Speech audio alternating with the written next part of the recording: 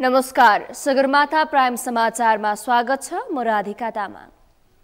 नमस्कार, म अर्जुन नेपाल। सगरमाथा प्राइम समाचार सुरु गरौं अहिलेसम्मका मुख्य समाचारबाट।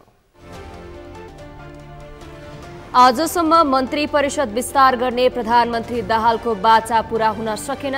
गठबन्धनका दलले उपप्रधान सहितका महत्त्वपूर्ण मन्त्रालय खोजे। सत्तारूढ सांसदहरू सभामुखको अधिकार कटौती गर्न सक्रिय। प्रतिनिधि सभा कार्यव्यवस्था परामर्श समितिलाई बलियो बनाउने गरी संशोधन दर्ता। सवारी लाइसेन्स पाउन वर्षौंदेखि कुर्नुपर्ने अवस्थाको अन्त्य हुँदै अबको 8 महिनापछि ट्रायल दिएको 3 दिनमा लाइसेन्स दिने मन्त्री श्रेष्ठको घोषणा। इजरायलमा राजनीतिक सङ्कट चुलिँदै विवादास्पद न्यायिक सुधार कार्यक्रमको विरोध। रक्षा मन्त्रीको बर्खास्तीले नागरिक आक्रोशित।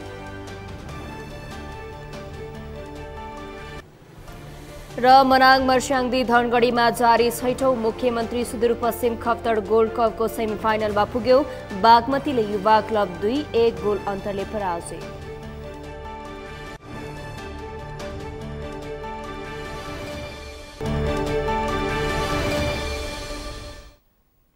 अब समाचार विस्तारमा। सत्तारूढ दलभित्र शक्ति बाँडफाँडको विषय पेचिलो बन्दै गएको छ। सरकार गठन भएको 3 महिनासम्म पनि मन्त्री परिषदले पूर्णता नपाएका बेला आजसम्म मन्त्री परिषदलाई पूर्णता दिन प्रधानमन्त्री पुष्पकमल दाहालको प्रतिबद्धता पनि पूरा हुन सकेन। गठबन्धनमा आबद्ध सबै जसो दलहरूले उपप्रधान सहित महत्त्वपूर्ण मन्त्रालयको दावी गर्दा मन्त्री परिषदले अझै पूर्णता पाउन नसकेको स्पष्ट भइसकेको छ। दलहरू आफ्नै अडानबाट पछि नहट्दा मन्त्री परिषद विस्तारमा अझै समय लाग्ने देखिएको छ। अमृत ढकालको रिपोर्ट। प्रधानमन्त्री पुष्पकमल दाहालले सोमबारसम्म मन्त्री परिषदलाई पूर्णता दिने प्रतिबद्धता गरे पनि पूरा हुन सकेको छैन। मन्त्री परिषदलाई पूर्णता दिने प्रयासमा सोमबार प्रधानमन्त्री पुष्पकमल दाहाल, काङ्ग्रेस सभापति शेरबहादुर देउवा र एकीकृत समाजवादीका अध्यक्ष माधव कुमार नेपाल बीच भएको भेटवार्ता पनि निष्कर्षविहीन भएको छ। उनीहरूबीच मंगलबार बसेर मन्त्री परिषदलाई टुङ्गो लगाउने सहमति भएको छ। सत्तारूढ दलका नेताहरूले केन्द्रदेखि प्रदेशसम्मै प्याकेजमा सहमति खोज्न थालिएकाले मन्त्री परिषद विस्तारमा केही समय लागेको बताएका छन्। संघीय सरकार र प्रदेश सरकारमा गठबन्धनमा सामेल दलहरू 11वटै दलहरूका प्रतिनिधि सभाको सदस्य सङ्ख्यालाई एउटा मापदण्ड बनाएर, हैसियत बनाएर र सोही अनुसार त्यस्तै प्रदेशहरूमा प्रदेश सरकारमा प्रदेश सभामा त्यसको सदस्य सङ्ख्यालाई एउटा मापदण्ड बनाएर तत्तत एउटा क्यालकुलेसन गर्यो भने सबैलाई जितको अनुभव हुनेछ। 11वटै पार्टीलाई म पनि यो सरकारको स्टेक होल्डर हो, मेरो पनि यो सरकारप्रति उत्तरदायित्व छ भन्ने एउटा स्वामित्व महसुस हुन्छ। तर त्यो मापदण्डको निकाय भनेको त्यही हो, सदस्य सङ्ख्याको अनुपातमा तत्त तरिकाले गर्ने, त्यो गर्यो भने ठिक हुन्छ। निर्वाचन सम्पन्न भएर सरकार गठन भएको 3 महिनामा प्रधानमन्त्री पुष्पकमल दाहालले 2 पटक विश्वासको मत लिए पनि सरकारलाई पूर्णता दिन भने सकेका छैनन्। मन्त्री परिषद विस्तारमा ढिलाइ हुँदा सरकारको साझा न्यूनतम कार्यक्रम अन्यलमा परेको छ। मन्त्री परिषद विस्तारमा ढिलाइ हुँदा अहिले 16 वटा मन्त्रालय मन्त्रीविहीन छन्। लामो समयसम्म प्रधानमन्त्रीले अर्थ, गृह र परराष्ट्र जस्ता महत्त्वपूर्ण मन्त्रालयलाई मन्त्रीविहीन बनाउँदा आन्तरिक मात्रै होइन अन्तर्राष्ट्रिय सम्बन्धमा समेत नकारात्मक सन्देश प्रवाह भएको जानकारहरूको बुझाइ छ। तर सत्तारूढ दलका नेताहरूले भने मन्त्री परिषद विस्तारमा ढिलाइ भए पनि मन्त्री परिषदले पूर्णता पाएपछि भने मुलुकले गति लिने दावी गरेका छन्। लोकतान्त्रिक विधिबाट, लोकतान्त्रिक प्रक्रियाबाट सबैको रायलाई समेट्दै, सबैको रायलाई मूल्याङ्कन गर्दै, सबै समूहसँग सबै समूहको प्रतिनिधित्व समेत सुनिश्चित हुने गरी उपयुक्त पात्रलाई मन्त्री परिषदमा पठाएर अहिले विद्यमान राजनीतिक अवस्थाले एउटा दिशाबोध दिन, नेपालको अर्थतन्त्र जुन अवस्थाबाट गुज्रिरहेको छ यसलाई पनि एउटा दिशाबोध दिन र राष्ट्रिय र अन्तर्राष्ट्रिय जगतमा नेपालको जियोपोलिटिकल स्ट्राटेजिक लोकेसनलाई पनि केन्द्रबिन्दुमा राखेर नेपालको राजनीतिलाई इन्टरनेसनल पोलिटिकल अर्डरमा समेत कसरी चाहिँ फिट गर्न सकिन्छ त्यही अनुरूप नै त्यस्ता अनुभवी सांसदहरू अहिले मन्त्री बन्ने नेपाली कांग्रेसबाट निश्चित भएको छ। आगामी आर्थिक वर्षको बजेट पेश गर्ने समय 2 महिना मात्रै बाँकी छ। बजेटको तयारीमा जुटेका मन्त्रालयले समिति गठन गरी मन्त्री स्तरमा बजेट छलफल गर्ने तयारीमा छन्। तर 16 वटा मन्त्रालय प्रधानमन्त्री माताहतमा हुँदा लेखन समितिले माताहतका मन्त्रीसँग छलफल गर्न पाएका छैनन् भने सोझै प्रधानमन्त्रीसँग छलफल गर्न सक्ने अवस्था पनि छैन। सगरमाथा टेलिभिजनका लागि क्यामेरामा गौरव खड्काका साथमा अमृत ढकाल, काठमाडौँ। संसदमा जम्मा 10 सीट भएको नेकपा एकीकृत समाजवादी पार्टी अहिले सत्ता गठबन्धनमा 5औं ठूलो दलको रूपमा रहेको छ। नेकपा यस मन्त्रालयको भागभण्डामा भाग खोज्न दौडधुप गरिरहेको छ। कांग्रेस र माओवादी सहितको 10 दलीय गठबन्धन बनाउन निर्णायक भूमिका खेलेको नेकपा यस अहिले महत्वपूर्ण मन्त्रालयको बार्गेनिङ गरिरहेको छ। तर नेकपा यसलाई मन्त्री परिषदको भागभण्डामा प्रधानमन्त्री र कांग्रेसकै आश रहेको छ। यशोदा भण्डारीको रिपोर्ट।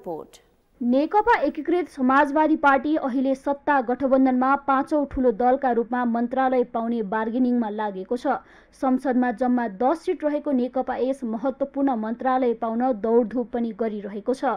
माओवादी केन्द्र र एमालेको गठबन्धन भत्काएर चुनाव अगाडिकै गठबन्धन बिउताउन निर्णायक भूमिका खेलेको भन्दै नेकपा यसले शक्तिशाली मन्त्रालयमा आँखा लगाएको हो।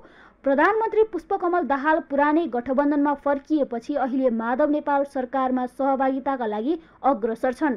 साथै एक प्रदेशमा नेकपा यसको नेतृत्वमा सरकार बन्नुपर्ने भन्दै गठबन्धन दलसँग लबिङ गर्दैछन्। गत मङ्सिरको चुनावमा अपेक्षा गरे अनुसार नतिजा ल्याउन नसकेको नेकपा यसले संसदमा थ्रेसहोल्ड पनि कटाउन सकेन।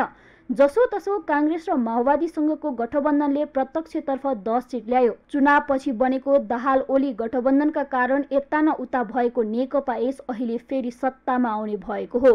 एमालेबाट अलग भएर 2078 मा नेकपा एकीकृत समाजवादी पार्टी खोलेका माधव नेपाल यति बेला कांग्रेस र माओवादीको आडमा अघि बढिरहेका छन्। नेकपा यसका नेताहरू समेत पार्टीका भविष्यबारे निश्चित छैनन्। मन्त्रालय भागभण्डामा समेत कांग्रेस र माओवादीकै आशामा अड्डेर बसेका छन्। नेकपा एकीकृत समाजवादी अहिले पनि निर्णायक ठाउँमा छ। नेकपा एकीकृत समाजवादीका अध्यक्ष माधव कुमार नेपालको सबै कुरा यसमा कुरा गर्ने भनेदेखि चाहिँ धेरै ठुलो भूमिका छ। न यो कुरा पतञ्जलि बिर्सनुहुन्छ, पुष्पकमल दाहाल प्रधानमन्त्री बिर्सनुहुन्छ, न पूर्व प्रधानमन्त्री शेरबहादुर देउवारी बिर्सनुहुन्छ।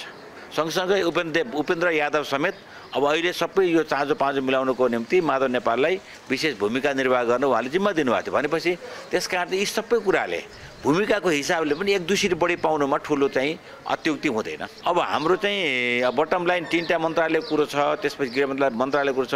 अब बसेर सल्लाह गरिसकेपछि हामी यहाँसम्म त सल्लाह गरेर मिलेर आएका छौँ भने यो मन्त्रीमण्डलमा समावेश हुने कुरो, मन्त्रीमण्डलमा भागवण्डामा नमिल्ने कुरो चाहिँ हुँदैन, मिल्छ कुरा चाहिँ टुङ्गिन्छ। सांसद संख्याका आधारमा मन्त्रालय बाँडफाँड हुनुपर्ने विषय गठबन्धनभित्र उठ्दै गर्दा माधव नेपाल भने यसमा सन्तुष्ट छैनन्।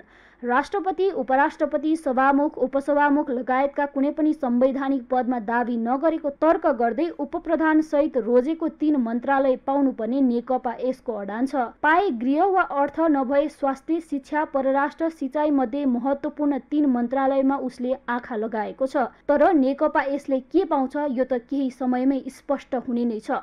आफ्नो मूल चरित्रभन्दा बाहिर गएका कारणले नेकपा यस वैशाखीकै आधारमा बाँच्नुपर्छ। अर्काले नै भिटामिन खुवाइराख्नुपर्छ उनलाई। काङ्ग्रेसले खुवाए पनि, माओवादीले खुवाए पनि आफ्नो खुट्टामा उभ्ने, आफ्नो अस्तित्व साबित गर्न सक्ने अवसर नेकपा यसको छैन।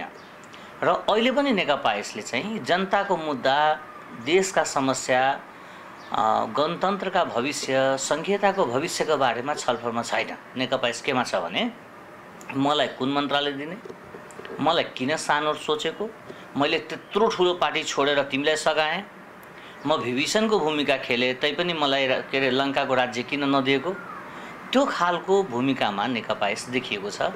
यो पार्टीको लागि पनि राम्रो होइन र त्यो पार्टीमा लागेका नेताका लागि पनि राम्रो होइन। माधव नेपाल नेतृत्वको पार्टी यति बेला सत्ता ओरपर रहने रणनीतिमै छ। सत्ता जोगाउनकै निम्ति छिनछिनमा फेरिने गठबन्धनले दलको राजनीतिक भविष्यमा नै प्रश्न उठेको छ। सगरमाथा टेलिभिजनका लागि क्यामेरामा सुनिल कोलीका साथमा यशोदा भण्डारी, काठमाडौँ। राष्ट्रपति रामचन्द्र पौडेलले राजनीति, समाज र जनताप्रतिको सेवाभावले ओतप्रोत हुनुपर्ने बताउनु भएको छ। सोमबार काठमाडौँमा पूर्व मन्त्री स्वर्गीय नवीन्द्र राज जोशीको शालिग अनावरण गर्दै उहाँले राजनीति, समाज र जनताप्रतिको सेवाभावले ओतप्रोत हुनुपर्ने बताउनु भएको हो।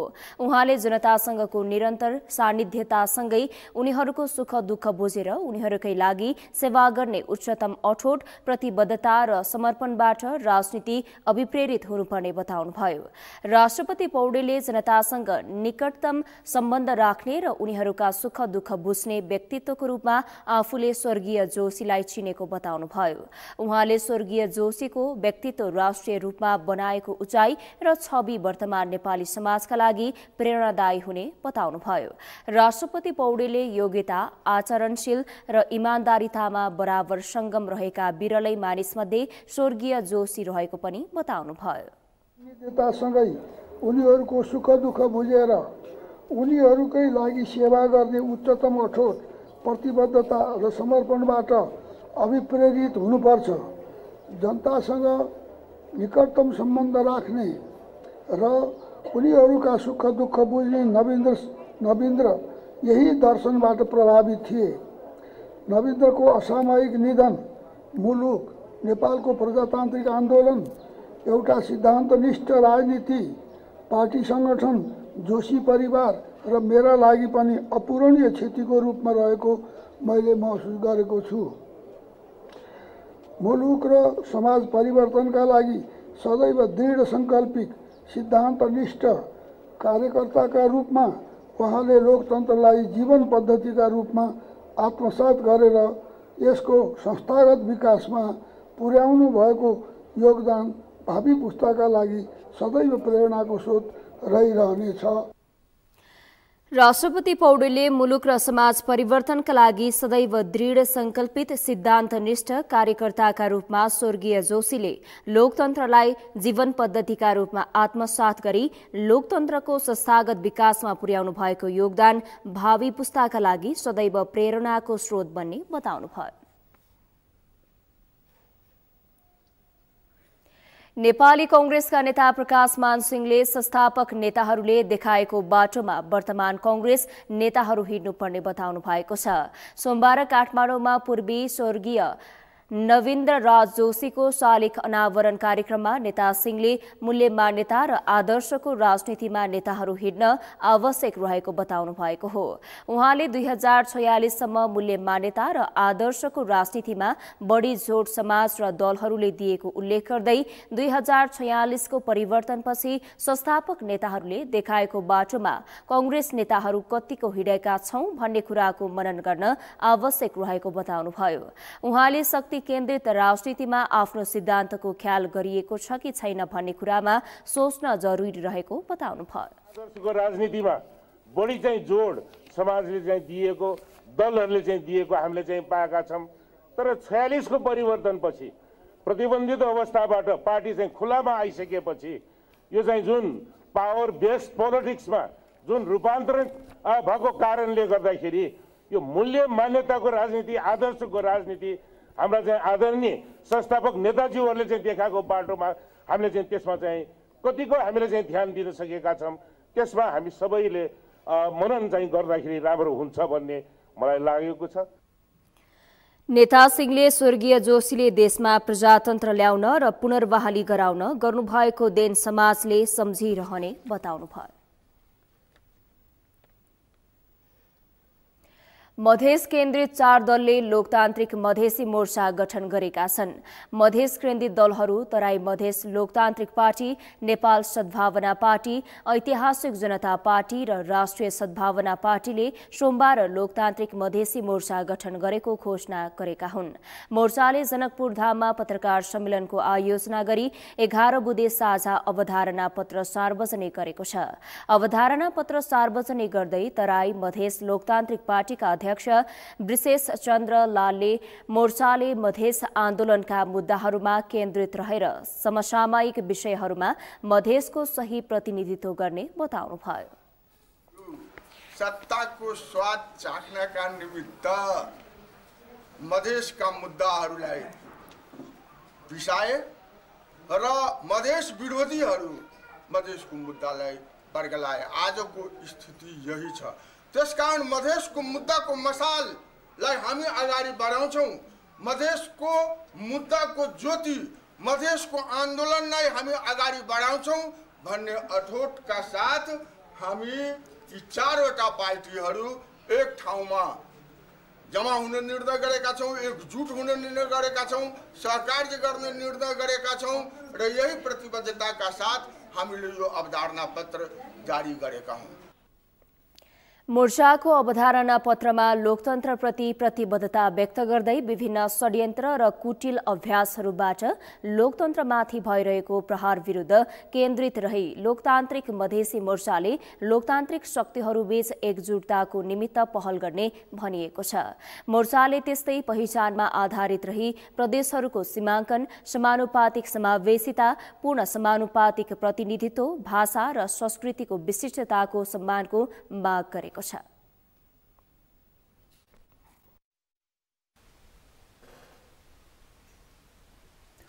सत्तारूढ दलका सांसदहरूले सभामुखको अधिकारलाई खुम्च्याएर संसदीय समितिलाई बलियो बनाउनेतिर लागेका छन्। उनीहरूले प्रतिनिधि सभाको कार्यव्यवस्था परामर्श समितिलाई बलियो बनाउने गरी प्रतिनिधि सभा नियमावलीमा संशोधन प्रस्ताव दर्ता गराएका हुन्। नियमावलीमा 18 जना प्रतिनिधि सभा सदस्यहरूको संशोधन प्रस्ताव दर्ता भएको छ। एक रिपोर्ट। पछिल्लो समय दलका प्रमुख सचेतकहरूसँग भएको सहमति विपरीत सभामुखले आफू खुसी बैठकको मिति निर्धारण गरेपछि सभामुखको भूमिकाबारे झस्किएका सत्तारूढ दलका सांसदहरूले कार्यव्यवस्था परामर्श समितिलाई अधिकार सम्पन्न गर्ने गरी सभामुखको अधिकार कटौती गर्न लागि परेका हुन्। उनीहरूले बैठकका एजेन्डा, मिति लगायतका सबै नीति कार्यव्यवस्था परामर्श समितिबाट गर्ने गराउने गरी संशोधन प्रस्ताव दर्ता गराएका छन्। नेकपा एकीकृत समाजवादीका अध्यक्ष माधव कुमार नेपालले कार्यव्यवस्था परामर्श समितिमा सहमति भएभन्दा बाहिर गएर सभामुखले बैठकको मिति तोक्ने गरेकोमा असन्तुष्ट व्यक्त गरे। उनले सभामुखको भूमिकाप्रति अविश्वास व्यक्त गरे। अब त्यो कुन बिन्दुमा पुगेको छ मलाई थाहा छैन, तर यसबीचका केही कामहरू अलि आलोच्य रहेका छन्। एउटा समय तय भयो, एउटा दिन तय भयो, त्योभन्दा पहिल्यै बोलाइयो, त्यो समय तय भयो, त्योभन्दा पछि पर धकेलियो। यसले आपसी विश्वास कायम रहँदैन, अविश्वास बढ्छ। अविश्वास सृजना हुने कुनै पनि काम गर्न हुँदैन। नियमावलीको बारेमा के हुन्छ भन्ने कुराहरू छलफलबाट तय हुनेछ। त्यसो हुनाले यी सबै कुराहरूमा राम्रो छलफल, बहस, आलोचना या रियलाइजेसन, एउटा कमन अन्डरस्ट्यान्डिङमा पुग्नुपर्ने। नेकपा माओवादी केन्द्रका सचिव तथा सांसद देवेन्द्र पौडेलले सभामुखलाई अंकुश लगाउन नभई सभा सञ्चालनका क्रममा पर्न सक्ने समस्या समाधानका लागि कार्यव्यवस्था परामर्श समितिबाट नै विषयहरू अगाडि बढाउने व्यवस्था गर्न खोजिएको बताए। सभामुख भनेपछि साझा व्यक्तित्व हुनुहुन्छ। साझा व्यक्तित्व यस अर्थमा कि सदनभित्र प्रतिनिधित्व गर्ने सबै दलको साझा व्यक्तित्व र सबै दलको प्रतिनिधित्व हुने गरी कार्यव्यवस्था समिति बन्ने नियमावलीमा छ। कार्यव्यवस्था समितिको सल्लाह अनुसार सभामुखले काम गर्दा त राम्रो हुन्छ नि। सभामुखलाई एक्लै चाहिँ चलाउनु भन्दा भित्र आउने जटिलताहरू, भित्र आउने अप्ठ्याराहरू हल गर्नको निम्ति कार्यव्यवस्था समितिमा सहमति गराएर काम गर्दा त सम्पूर्ण चाहिँ सभालाई सहजीकरण गर्न सबै दललाई मिलाउनु सजिलो होला नि। त्यसकारणले अंकुश लगाउन खोजे होइन, झन् सजिलो बनाउनको निम्ति। नेपाली कांग्रेसका उपसभापति पूर्णबहादुर खड्काले संशोधन प्रस्ताव दर्ता गर्न पाउने अधिकार सबै सांसदहरूसँग भएको भन्दै संशोधन प्रस्तावहरू सहमतिमै टुङ्गो लगाउने बताए। नियमावलीको संशोधनको चाहिँ समय दिएको छ। प्रतिनिधि सभाका सदस्यहरूको संशोधनमाथि आएको कुनै पनि विषयमाथि, विधेयकमाथि, नियमावलीमाथि संशोधन हाल्ने प्रतिनिधि सभा सदस्यहरूको आफ्नो अधिकारको कुरा भयो।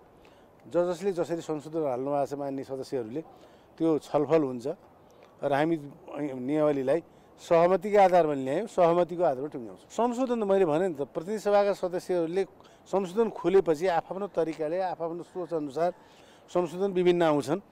ती संशोधनहरूमा छलफल गर्दै जाँदा त्यसलाई टुङ्ग्याउने क्रममा हामी नियमावली, मैले भने सहमतिमा नियमावली पेश भएको छ, हामी सहमतिमा आएका संशोधनहरू मिलाएर टुङ्गाउन। लोकतान्त्रिक समाजवादी पार्टीका सांसद शरद सिंह भण्डारीले सभामुखले विशेषाधिकार खोज्न नहुने बताए। सभालाई चाहिँ नि व्यवस्थित गरेर सञ्चालन गर्ने जिम्मेवारी हो त्यहाँ। त्यसलाई चाहिँ नि अब जनताको यत्रो सार्वभौम सत्ता सम्पन्न संसदमा जनताको प्रतिनिधिहरूले आफ्नो कुरा राख्नको लागि एउटा व्यवस्थापित, एउटा चाहिँ नि नियमित गर्ने, एउटा व्यवस्थापन गर्ने जिम्मेवारी हुन्छ त्यहाँ। उहाँको विशेषाधिकार भनेको के भन्नुहुन्छ भने कुनै पनि विषय यदि नियम, कानुन, संविधानसँग बाजिने केही विषयको हो भने त्यो विषयमा उहाँले चाहिँ आफ्नो अधिकार प्रयोग गर्न सक्नुहुन्छ। त्यस्तै नागरिक उन्मुक्ति पार्टीकी अध्यक्ष तथा सांसद रञ्जिता श्रेष्ठ चौधरीले कस्तो अधिकारहरू राख्दा र कटौती गर्दा राज्यलाई राम्रो हुन्छ सोही अनुसार काम गर्न सोही अनुसार गर्न छलफल आवश्यक रहेको धारणा राखिन्। के कस्तो गर्दाखेरि चाहिँ उचित हुन्छ भन्ने सोचेर नै गर्न खोज्नु भएको छ होला। अधिकारहरू कस्ता अधिकारहरू कटौती गर्दाखेरि चाहिँ राज्यलाई राम्रो हुन्छ र कस्ता अधिकारहरू चाहिँ कटौती नगर्दाखेरि राज्यलाई बेस हुन्छ भन्ने चाहिँ त्यो चाहिँ संघीय संसद सचिवालयका सहायक प्रवक्ता दशरथ धमलाले नियमावलीमा 65 वटा संशोधनहरू परेको र छलफलका लागि सभामुखले स्वीकृति पनि गरिसकेको जानकारी दिए। प्रतिनिधि सभा न्यायालय मस्यौदा समितिको प्रतिवेदन हाउसमा पेश भएको छ। यस प्रतिवेदनका सम्बन्धमा प्रतिनिधि सभाका सदस्यहरूले संशोधन प्रस्ताव दर्ता गर्नुभएको छ।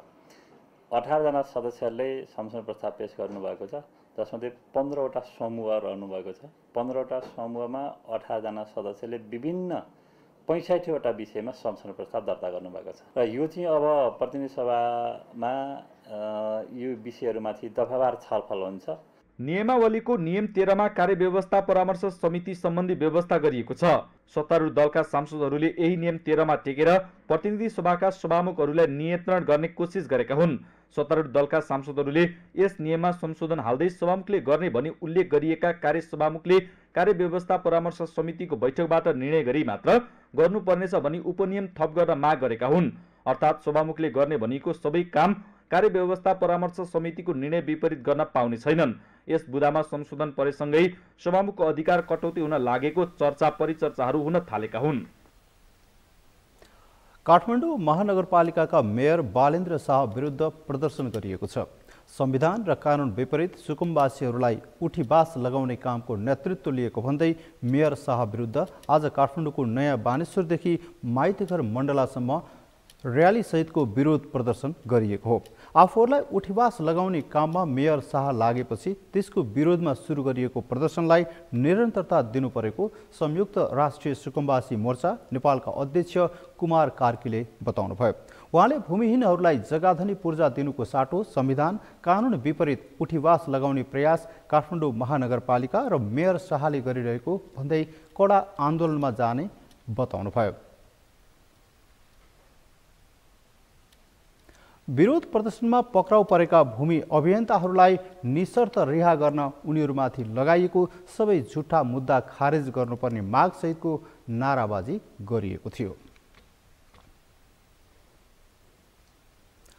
11 दिनसम्म हिँडेर काठमाडौँ आएका मिटर ब्याज पीडितहरूले खुला मञ्च अगाडि प्रदर्शन गरेका छन्। 11 दिनसम्म तराईका विभिन्न जिल्लाबाट पैदल हिँडेर काठमाडौँ आएका मिटर ब्याज पीडितहरूले काठमाडौँको खुला मञ्च गेट अगाडि प्रदर्शन गरेका हुन्। पीडितहरू खुला मञ्चमा बस्नका लागि आए पनि काठमाडौँ महानगरपालिकाको नगर प्रहरीले खुला मञ्च प्रवेशमा रोक लगाएको छ। खुला मञ्चमा प्रवेश गर्न महानगरपालिकाको नगर प्रहरीले रोक लगाएसँगै उनीहरू गेटमै धरना बसेका छन्।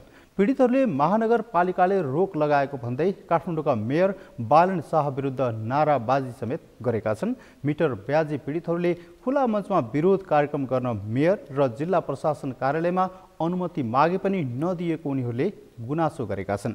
पीडितहरूले मेयर शाहले स्वागत गर्ने आशामा काठमाडौँ आएको तर मेयर शाहले प्रदर्शन गर्न समेत रोक लगाएको भन्दै नाराबाजी गरेका हुन्।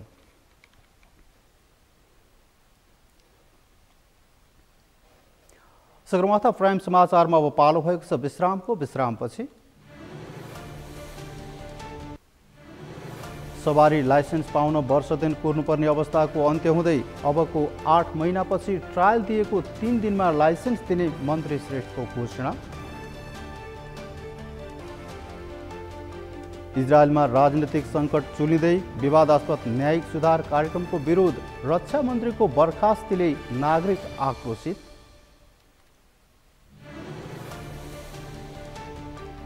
र मनाङ मर्साग्दी धनगढीमा जारी 6औं मुख्यमन्त्री सुदूरपश्चिम खप्तड गोल्ड कपको सेमी फाइनलमा पुग्यो। बागमती युवा क्लब 2-1 गोल अन्तरले पराजित।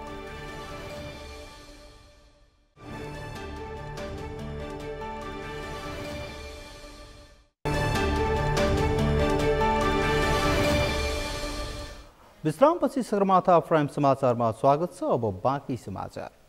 सवारी चालक अनुमति पत्र अर्थात् लाइसेन्स पाउन वर्षौं दिन कुर्नुपर्ने नेपाली नागरिकहरूको बाध्यता अब हट्ने भएको छ। उपप्रधान एवं भौतिक पूर्वाधार तथा यातायात मन्त्री नारायण काजी श्रेष्ठले अबको 8 महिनापछि यो समस्या हट्ने घोषणा गरेका छन्। उनका अनुसार ट्रायल पास गरेको 3 दिनमा सवारी लाइसेन्स पाइने भएको छ। एक रिपोर्ट। श्रेष्ठले उप प्रधानमन्त्री एवं भौतिक पूर्वाधार तथा यातायात मन्त्रालयको जिम्मेवारी सम्हालेको सोमबार 3 महिना पुग्यो। यस अवसरमा पत्रकार सम्मेलन गर्दै मन्त्री श्रेष्ठले अबको 8 महिनापछि सवारी चालकले सहज रूपमा ट्रायल दिएको 3 दिनमा लाइसेन्स पाउने बताए।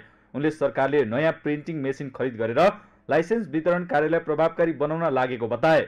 उनले हरेक दिन 6000 को संख्यामा लाइसेन्स प्रिन्ट भएर वितरण गर्ने गरिए पनि पछिल्लो लोडका कारण वितरण कार्य प्रभावकारी नभएको स्वीकारे। उनले मेसिन खरिदका लागि सूचना प्रकाशित भइसकेको र अब टेन्डरमा गएपछि खरिद प्रक्रियालाई अगाडि बढाइने जानकारी दिए। उनले मन्त्रालयले सोझै खरिद गर्न सार्वजनिक खरिद ऐनले रोक्ने भएपछि टेन्डरमा जानु परेको बताए। उप प्रधानमन्त्री श्रेष्ठले यस बारेमा प्रधानमन्त्रीसँग पनि सल्लाह गरेको भन्दै मेसिन खरिद प्रक्रिया अगाडि बढाइएको बताए। अर्थ मन्त्रालयले बजेट निकासा गरेपछि थप काम अगाडि बढ्ने मन्त्री श्रेष्ठले बताए। केही तात्कालिक रूपमा सुधारका कामहरू पनि थालनी गर्यौं, जस अन्तर्गत यातायात व्यवस्थाको क्षेत्रमा हामीले सुधार गर्न काम प्रारम्भ गर्न खोज्यौं, तर धेरै परिणाम अहिले दिन सकिएको स्थिति छैन। तर हामी सवारी चालक अनुमति पत्र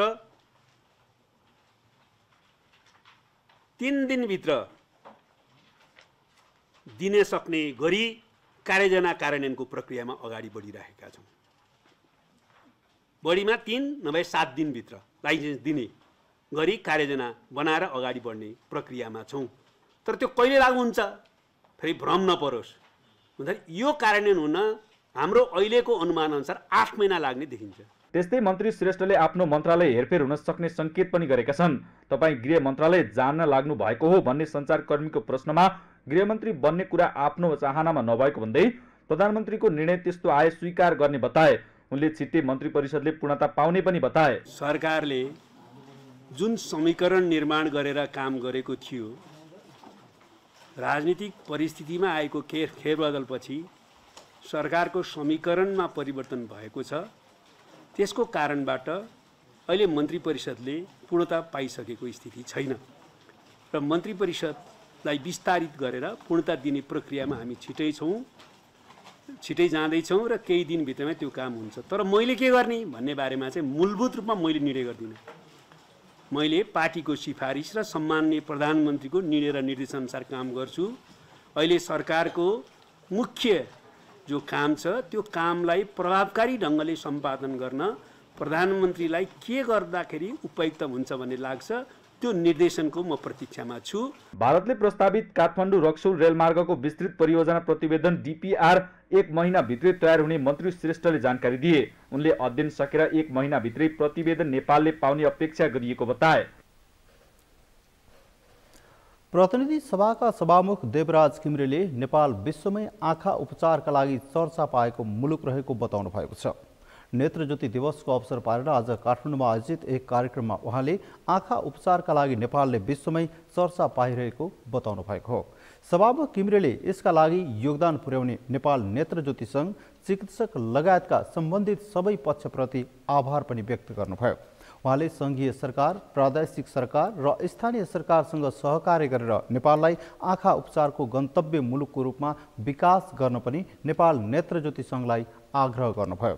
सङ्घले नेपालको दूरदराजमा पुगेर अन्धोपना हुनबाट जोगाउन खेलेको भूमिकाको प्रशंसा गर्दै सभामुख घिमिरेले आफूले पनि सक्दो सहयोग गर्ने प्रतिबद्धता व्यक्त गर्नुभयो। स्थानीय सरकारहरूसँग सहकार्य गरेर नेपाल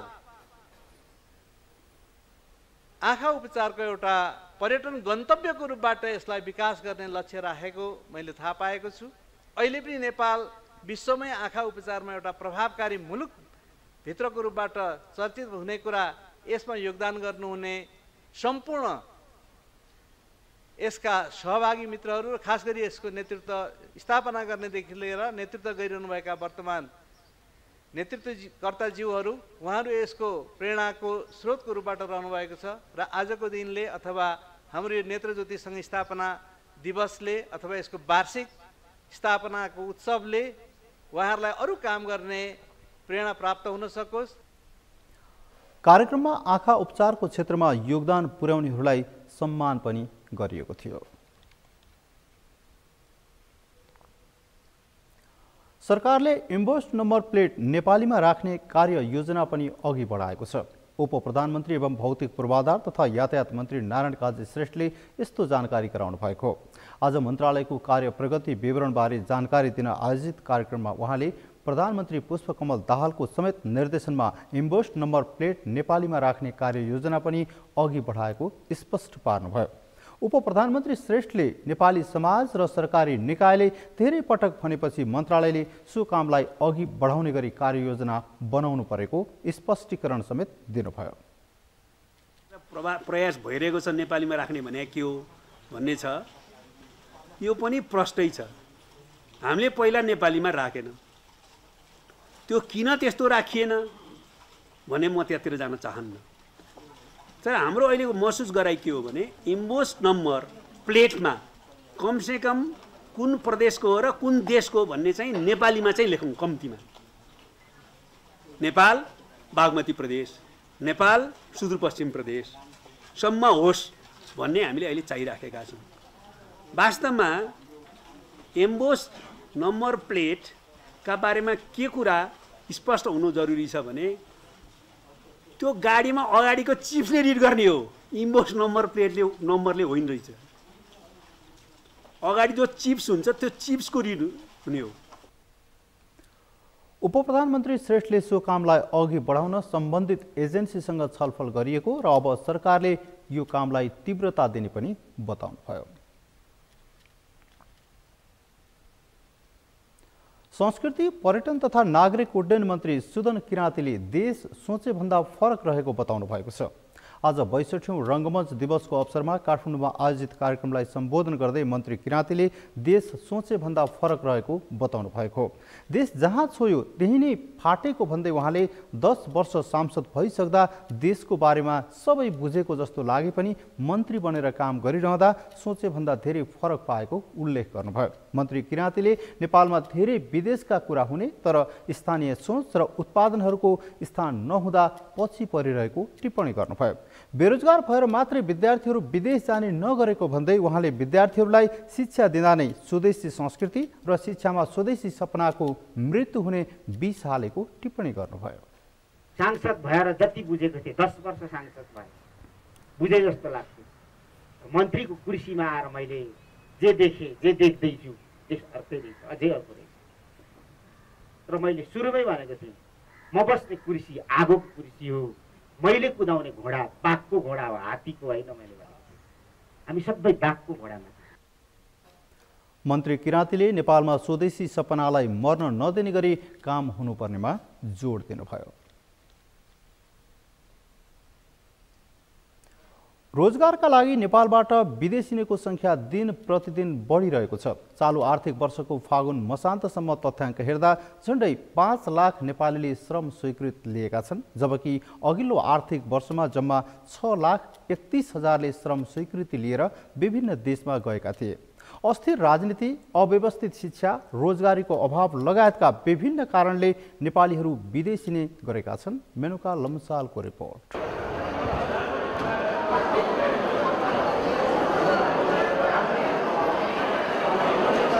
यी हुन् सिन्धुलीका रमेश कुमार कटवाल। उमेरले 32 वर्ष लागेका उनी तेस्रो पटक रोजगारका लागि खाडी मुलुक कतार जाने क्रममा त्रिभुवन विमानस्थलमा भेटिए। उनले 8 वर्ष परदेशी जीवन बिताइसकेका छन्। आर्थिक अवस्था र पारिवारिक समस्याकै कारण उनी फेरि खाडी मुलुक कतार रोज्न बाध्य भएका हुन्। नेपालमा केही जब पाइँदैन, आफ्नो सोचे जस्तो भनेको जब पाइँदैन। अब आफ्नो योग्यता अनुसारको अब यहाँनिर भनेको पैसा पाइँदैन, आफ्नो मेहनत गरे अनुसारको श्रम मिल्दैन। आफ्नो घर फ्यामिली सिचुएसनको लागि हेर्नको लागि, घर फ्यामिलीको खुसी पार्नको लागि भयो भने जान पर्ने चाहिँ बाध्यता भएर चाहिँ जान लागेको। पहिला पनि रहर त हुँदैन आफ्नो देश छोडेर विदेश जानको लागि, त आफ्नो खास गरी फ्यामिलीको लागि चाहिँ बाध्यता। कटवाल जस्तै अर्का युवा हुन् झापाका दुर्गा कर्मकारी। 26 वर्षीय लक्का जवान उनी खाडी मुलुक साउदी जाने क्रममा त्रिभुवन विमानस्थलमै भेटिए। विमानस्थलमा एक्लै टोलाइरहेका उनी देशमै उचित रोजगारी पाए आजै घर फर्किन तयारी थिए। 10 कक्षाको पढाइ सकेर केही वर्ष उनले आफ्नै गाउँमा गाडी चलाउँदै घर व्यवहार टार्थे। तर देशमा बढ्दै गएको आर्थिक मन्दी, हरेक सामानको मूल्य वृद्धिले घर व्यवहार धान्न धौधौ भयो। योभन्दा पहिले चाहिँ घरमै अब यस्तै गाडीमै काम गरिन्थ्यो। अब घरको समस्याले गर्दा गाडीमा अब पार लागेन, त्यही भएर यता आउनु पर्यो बाध्यताले। त्यही हो भने जस्तो अब यहाँनिर अब त्यस्तो रोजगार छैन, त्यही हो रोजगार भने जस्तो छैन। अब यहाँ कमाएर जति सक्यो कमायो, त्यति नै अब खर्च हुन्छ यहाँनिर। अब उहाँ भयो अब एकमुष्ट आउँछ कि काम दिनु पर्यो यहाँले, त्यस्तै खालको छैन केही। कटुवाल र कर्मकारी जस्तै हजारौं युवा दिनहुँ यसरी नै विदेशीले गरेका छन्। वैदेशिक रोजगार विभागका अनुसार दैनिक 2500 को हाराहारीमा श्रम स्वीकृत लिएर विदेशीले गरेका छन्। यही भिडमा भेटिएका अर्का दिनेश कुमार शाह पनि देशमा पर्याप्त रोजगार नभएको गुनासो गर्छन्। आर्थिक मन्दीले गर्दाखेरि अब केही गर्न सकिएको छैन। अब के रोजगार गर्नु भन्दाखेरि अब सबैसँग पर्याप्त अब पैसा छैन। पहिले जस्तो थियो अब दिन प्रतिदिन हाम्रो नेपालमा अब के अरे आर्थिक मन्दीले गर्दा पनि समस्या आइरहेको छ। बाध्यता के भन्दा विदेश बाहेक त अरू केही छैन हाम्रो, त्यसले गर्दा विदेशी लाग्नु। वैदेशिक रोजगार विभागका अनुसार चालू आर्थिक वर्षको फागुन मसान्तसम्म झण्डै 6 लाख नेपालीले श्रम स्वीकृत लिएका छन्, जसमा खाडी मुलुक मलेसियाका लागि श्रम स्वीकृत लिनेको संख्या बढी छ। यकिन तथ्याङ्क नभए पनि अन्यको तुलनामा मलेसिया जाने धेरै छन्। मलेसियामा वैदेशिक रोजगारी रोज्नुको एउटा महत्त्वपूर्ण कारण भनेको चाहिँ त्यहाँको सरकारले चाहिँ न्यूनतम तलब तोकिदिएको छ। त्यहाँको 1500 रिङ्गेट जुन हाम्रो करेन्सीमा कन्भर्ट गर्दाखेरि झन्डै 46,000 जति पर्छ। त्यसै गरी हाम्रो र मलेसियाको वातावरण हेर्दाखेरि, हावापानी हेर्दाखेरि पनि मिल्दोजुल्दो रहेको छ। न धेरै गर्मी छ न धेरै जाडो छ त्यहाँ, त्यो हिसाबले पनि त्यहाँ जान खोज्छन् भने सँगसँगै हाम्रा धेरै कामदारहरू गत विगतमा चाहिँ वर्षहरूमा चाहिँ खाडी मुलुकमा जाने गरेका थिए। खाडी मुलुकको तुलनामा मलेसियामा अलि बढी स्वतन्त्रता पनि छ। तसर्थ पनि मलेसियालाई चाहिँ हाम्रो एउटा महत्त्वपूर्ण गन्तव्य भएको छ। मुलुकमै गुणस्तर, शिक्षाको व्यवस्था, उचित रोजगारको अवसर मिल्ने हो भने विदेशिनु पर्ने बाध्यताको अन्त्य हुन सक्छ। तर राज्य सञ्चालन गर्ने संयन्त्र गतिलो नहुँदा विदेश जानुपर्ने बाध्यात्मक अवस्थाको अन्त्य सपना बन्दै गएको छ। सगरमाथा टेलिभिजनका लागि क्यामेरामा गौरव खड्काका साथमा मेनुका लम्साल, काठमाडौँ। नेपालबाट रोजगारका लागि विदेशीको संख्या दिन प्रतिदिन बढिरहेको छ। अहिले औसतमा दैनिक 4000 नेपालीहरू दैनिक रोजगारीका लागि बाहिरिने गरेका छन्। चालू आर्थिक वर्षको फागुनसम्म मात्रै झण्डै 6 लाख नेपालीले श्रम स्वीकृति लिएका छन्। यसबाहेक अध्ययनका लागि बाहिरिने नेपालीको संख्या पनि बढ्दो छ। यसै सन्दर्भमा आज हामीले सगरमाथा जनबोलीमा सर्वसाधारणलाई विदेशी नेपाली नागरिकहरूलाई सोधेका थियौं, तपाई विदेश जानु बाध्यता कि रहर? हेरौं उनीहरूको भनाई उनीहरूकै शैलीमा।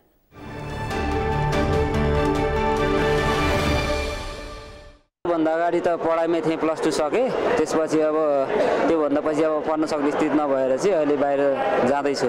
नेपालमा अब आफूले भने जस्तो रोजगार कहाँ नै छ र? म फर्केर आउँदा नेपालको हात त अब सबैले रोजगार पाउनु पर्यो हैन? अब धेरै विकसित भइदिए अब जनशक्तिहरू यही भयो भने चाहिँ अब नेपाललाई राम्रो हुन्थ्यो हैन? अब यहीँनिर चाहिँ अब के भन्छ रोजगारको अवसर मिल्यो भने धेरै राम्रो हुन्थ्यो जस्तो लाग्छ मलाई। विदेशिनु बाध्यता हो। अब राजनीतिक माहौल पनि यस्तै छ। अब कहिले कुन सरकार जो सरकार आए पनि अब गरिब जनताहरूको लागि कहिले भएन। लाखौँ युवाहरू दिन प्रतिदिन विदेश हुनुपर्ने सबैको बाध्यता हो, रहर होइन। रहर त सायद मलाई लाग्छ कसैको पनि होइन, धेरै अब बाध्यता नै हो जस्तो लाग्छ मलाई चाहिँ होइन। अनि के भन्ने अब नेपालमा जतिसुकै पढे पनि राजनीतिक स्तरमा आफ्नो मान्छे नभएसम्म होइन, आफ्नो मान्छेहरू चाहिने रहेछ जुनसुकै जब गर्नको लागि, सरकारी जबहरू पाउनको लागि। अनि त्यो सानोतिनो जब त अब त्यसमा पनि लिङ्कै चाहिने क्या नेपालमा। अनि त्यही भएर चाहिँ जति पढे पनि विदेशै जानुपर्ने अवस्था चाहिँ देख्छु म चाहिँ। बाध्यता हो देशमा तपाईँको राजनीतिक स्थिरता भयो र होइन, रोजगारीहरू पाइयो भने आफ्नो सिप अनुसारको सिप पाइयो भने किन जानुपर्छ र? विदेश पर्दैन नि त। त्यही भएर देशको राजनीतिक अस्थिरता नै यस्तो छ, बेरोजगारको समस्या बढिरहेछ। त्यसले गर्दाखेरि विदेश जानु बाध्यता नै हो। यो त बाध्यता हो त। अब नेपालमा अब सबै महँगी, रोजगार अब भएन। रोजगार गर्यो, यता आएर फर्मसम गर्यो, भैँसी सैँसी पाल्ने यताउति सबै गर्यो, त्यसमा पनि भएन। त्यसैले अब जाने बाध्यता हो हामीलाई, रहर होइन मलाई चाहिँ।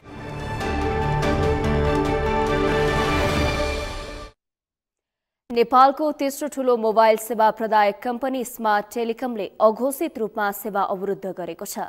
टेलिकमले केही क्षेत्रमा बिना जानकारी सेवा ठप्प पार्दा 24 लाख सेवाग्राही समस्यामा पर्ने निश्चित भएको छ। विगत 4 वर्षदेखि लाइसेन्स नवीकरण बापतको नियमित रकम नबुझाएको टेलिकम शक्ति केन्द्रको पहुँचका कारण ग्राहकको असुविधाप्रति पनि गैर जिम्मेवार बनेको छ। टेलिकमले नेटवर्कको समस्या भनेको छ भने नियामक दूरसञ्चार प्राधिकरण भने कारबाही नगर्ने पक्षमा छ। अभिषेक सुनारको रिपोर्ट। मोबाइल सेवा प्रदायक कम्पनी स्मार्ट टेलिकमले अघोषित रूपमा सेवा अवरुद्ध गरेको छ। टेलिकमका काठमाडौँ, भक्तपुर, जनकपुर, झापा लगायत अन्य क्षेत्रमा हप्ता दिनदेखि सेवा अवरुद्ध भएको सेवाग्राहीको गुनासो छ। करिब 10 वर्षदेखि सेवा दिइरहेको टेलिकमले विगत 4 वर्षदेखि नवीकरण बापतको पैसा तिरेको छैन। बक्युदा रकम नबुझाएको टेलिकमले विवाद सल्टाउनुको सट्टा सेवा अवरुद्ध गर्दा सेवाग्राहीलाई समस्या भएको हो। तर नियामक निकाय नेपाल दूरसञ्चार प्राधिकरण भने यस विषयमा बेखबर छ।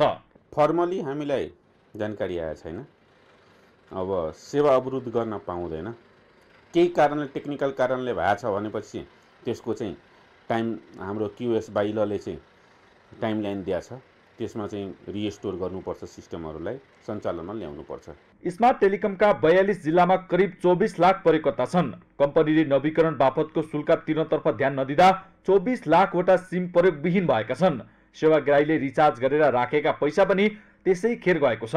प्राधिकरणलाई करिब 21 अर्ब रुपैयाँ नवीकरण बापतको बक्यौदा तिर्न बाँकी रहेको कम्पनीका पदाधिकारी यस विषयमा भेटेर कुराकानी गर्न अस्वीकार गर्छन्। कम्पनीका प्रबन्धक दामोदर नेउपानेसँग फोनमा भएको कुराकानीमा उनले केही क्षेत्रमा नेटवर्कको समस्या भएको बताएका छन्।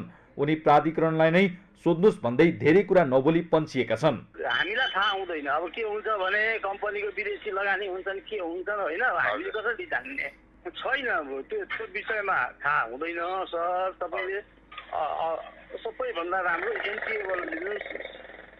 मैले फेरि त्यो अर्को अर्थमा नलिनु होला। सेवा अवरुद्ध भनेर कुनै त्यस्तो अवरुद्ध छैन होइन। अब सबै ठाउँ टावर सबै चलेका छैनन्। केहीहरूमा इस्यु छन्, त्यो एउटा सामान्य कुरा हो, त्यो चलिरहने कुरा। तर सेवा अवरुद्ध भनेर एकदम तपाईँको ठप्प भएर ताजा लगाएर बसेको अवस्था चाहिँ होइन। स्मार्ट टेलिकमले नेटवर्कको समस्या भने पनि बक्यौदा रकम नतिरेकै कारण सेवा अवरुद्ध भएको स्पष्ट छ।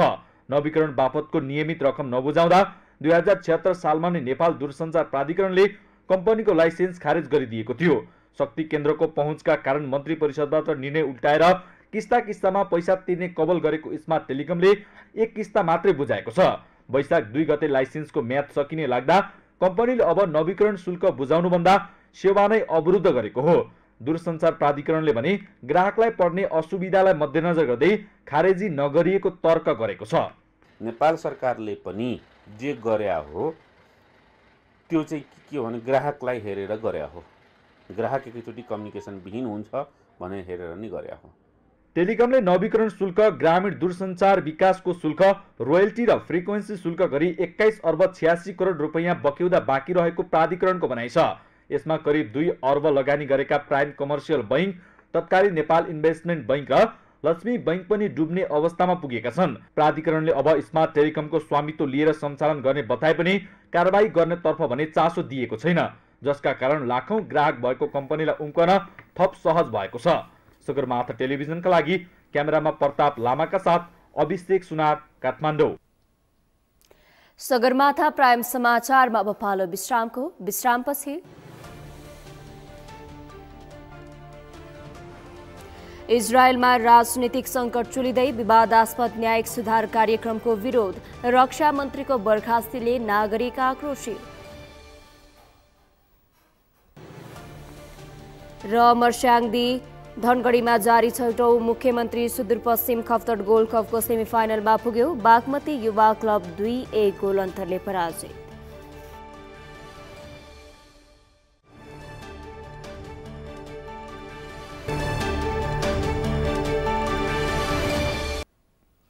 सगरमाथा प्राइम समाचारमा अब पालो अर्थ समाचारको।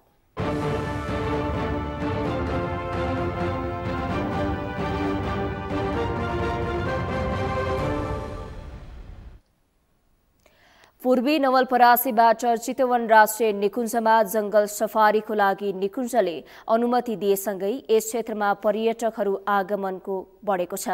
चितवन राष्ट्रिय निकुञ्जमा जंगल सफारीका लागि यसअघि चितवनको सौराहाबाट मात्र निकुञ्ज प्रवेश गर्न पाइनेमा अहिले नवलपुरको अलमटारी, पिप्रहर, पिठौली लगायतका क्षेत्रबाट निकुञ्ज प्रवेशको लागि बाटो खुल्ला गरिएको हो।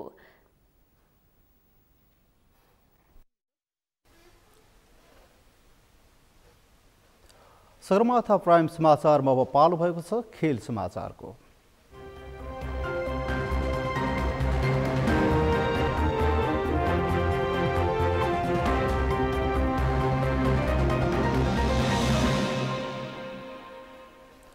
मनाङ मर्स्याङ्दी क्लब धनगढीमा जारी 6औं मुख्यमन्त्री सुदूरपश्चिम खप्तड गोल्ड कपको सेमी फाइनलमा प्रवेश गरेको छ। धनगढी र सालामा आज भएको खेलमा बागमती युवा क्लबलाई 2-1 गोल अन्तरले पराजित गर्दै साबिक विजेता मनाङ सेमी फाइनलमा प्रवेश गरेको हो। फाइनल प्रवेशका लागि मनाङले एबिनर फुटबल क्लब क्यामरूनसँग प्रतिस्पर्धा गर्नेछ। खेलको 37औं मिनेटमा कोफी टिमुठीले गोल गर्दै मनाङलाई अग्रता दिलाए। त्यसको 4 मिनेटपछि बागमतीका लागि सृजन गौतमले गोल गर्दै खेल बराबरीमा पुर्याए। पहिलो हाफमा 1-1 बराबरी पछि दोस्रो हाफमा मनाङले अर्को गोल थप्यो। खेलको 67औं मिनेटमा सयुडी जमलले गोल गरेपछि मनाङले अन्तिम 4 मा स्थान सुरक्षित गरेको हो। मनाङका गोल रक्षक जियारत शेख खेलको म्यान अफ द म्याच भयो भने प्रतियोगिता अन्तर्गत भोलि अन्तिम क्वार्टर फाइनलमा नेपाल पुलिस क्लब र आयोजक सुदूरपश्चिम 11 स्पोर्ट्स क्लब बीच प्रतिस्पर्धा हुने भएको छ।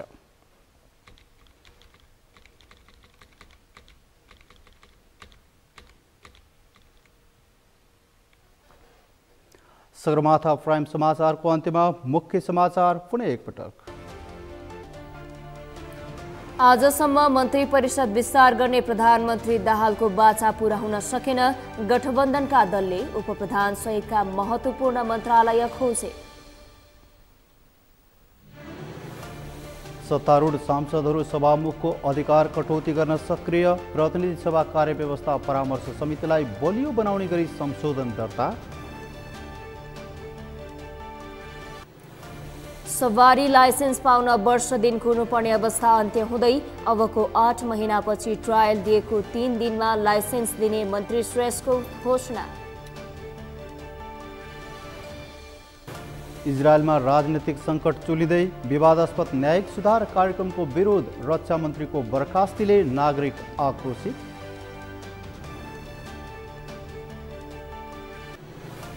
र मनाङ मर्स्याङ्दी धनगढीमा जारी 6औं मुख्यमन्त्री सुदूरपश्चिम खप्तड गोल्ड कपको सेमिफाइनलमा पुग्यो। बागमती युवा क्लब 2-1 गोल अन्तरले पराजय। हवस् त सगरमाथा प्राइम समाचार अहिलेलाई सकियो। तपाईँ समाचार बुलेटिनका साथै सगरमाथा टेलिभिजनका सम्पूर्ण कार्यक्रम www.sagarmatha.tv मा पनि पढ्न र हेर्न सक्नुहुनेछ। साथै युट्युबमा youtube.com सगरमाथा टिभी नेपालमा हेर्न सक्नुहुनेछ। तपाईँ हामीलाई फेसबुकमा पनि facebook.com/stv नेपालमा फलो गर्न सक्नुहुनेछ। समाचारको शिखर नेपालको गौरव नेपालको पहिलो न्युज च्यानल सगरमाथा टेलिभिजन हेर्दै गर्नुहोला। नमस्कार।